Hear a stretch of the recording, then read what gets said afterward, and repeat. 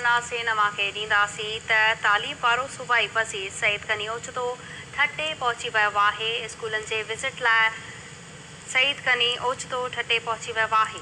अहम ख़बरनासीं अवांखे ॾियूं पिया सईद गनी ओचितो ठटे पहुची वियो आहे। तालीम वारो सूबाई वज़ीर सईद गनी स्कूलनि जी विज़िट लाइ ठटे पहुची वियो आहे।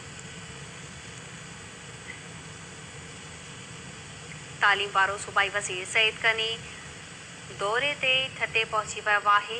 सूबाई वज़ीर सईद गनी ठटे ऐं मकलीअ जे मुख़्तलिफ़ स्कूलनि जो दौरो कयो आहे।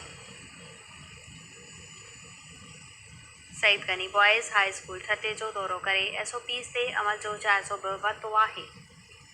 अहम ख़बर अवांखे ॾियूं पिया सूबाई वज़ीर सईद गनी ठटे ऐं मकलीअ जे मुख़्तलिफ़ स्कूलनि जो दौरो कयो आहे। सूबाई वज़ीर पारां स्कूलनि में SOPs ते सख़्तीअ सां अमल करण जी बि हिदायत कई वई आहे।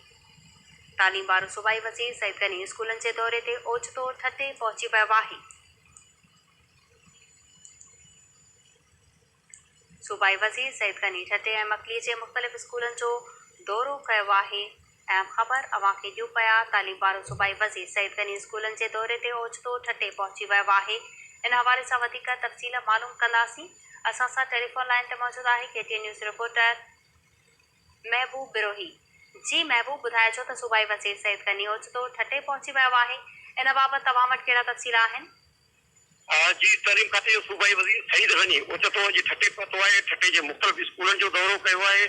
बॉयज़ हाई स्कूल ठटे ते ओचितो हुन दौरो कयो जिते SOPs जे हवाले सां ख़ासि तौर ते हुन जाइज़ो वरितो ऐं स्कूल इंतिज़ामिया ऐं जेका उन तदरीसी अमले खे सख़्तु हिदायतूं जारी कयूं आहिनि त SOPs ते अमल दरामद खे यकीनी बणायो वञे।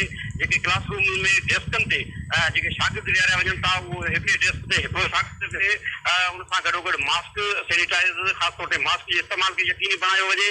उन ते अमल दरामद खे यकीनी बणायो वञे। हाई स्कूल छटे जो हुन तफ़सीली दौरो कयो ऐं ख़ासि तौर ते टीचर्स डे अॼु मल्हायो पियो वञे।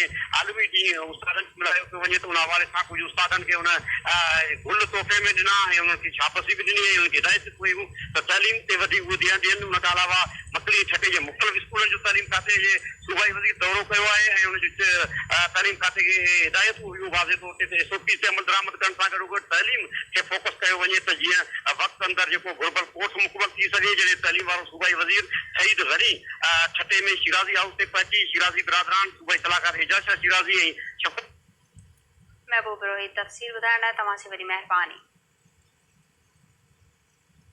PM ख़बरनासीं नवांखे तलहार मां